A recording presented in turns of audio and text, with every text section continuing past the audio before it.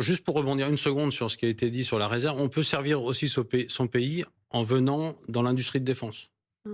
Nous recrutons 25 000 personnes dans la filière aéronautique et spatiale sur l'année 2025, 25 000 l'année dernière.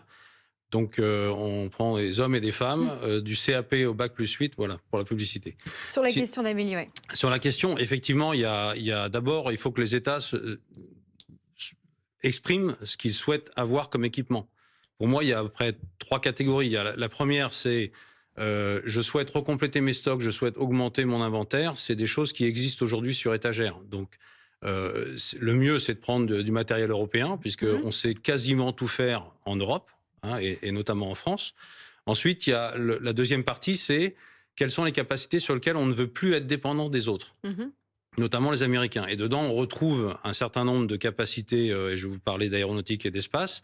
On retrouve des systèmes de commandement, on retrouve du spatial, on retrouve des ravitailleurs en vol, on trouve de la mobilité stratégique, on retrouve du cyber, voilà, c'est ce genre, et de la défense aérienne. C'est des choses sur lesquelles aujourd'hui, les Européens n'ont pas la capacité de faire des opérations de façon autonome. Donc ça, c'est une Ça, il faut priorité. dire, ouais. Et enfin, la troisième catégorie, c'est la préparation de l'avenir.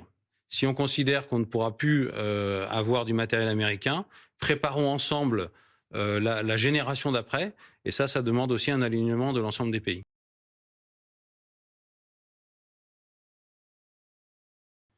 Mais tout d'abord, c'est un signe positif. C'est-à-dire que d'abord, les Européens ont décidé de se soucier de leur sécurité. Donc ça, c'est une bonne nouvelle. L'industrie, elle se met en position de pouvoir répondre aux attentes des États. On rappelle que la défense dépend des États et non pas une compétence de l'Union européenne. Et donc, sur les facilités qui sont offertes par la Commission, les États feront des choix sur le type de matériel dont ils auront besoin. Il y a une nouvelle notion qui est rentrée dans le débat, c'est la notion de préférence européenne. C'est-à-dire Mmh. qu'aujourd'hui, Mmh. 80% des équipements qui sont achetés par les Européens le sont à l'extérieur de l'Union européenne, et Mmh. notamment aux États-Unis.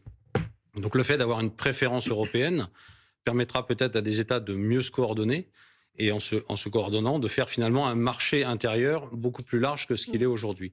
Et donc l'industrie, elle attend des États d'avoir une demande plus consolidée pour permettre de répondre assez rapidement Mais à il la le demande.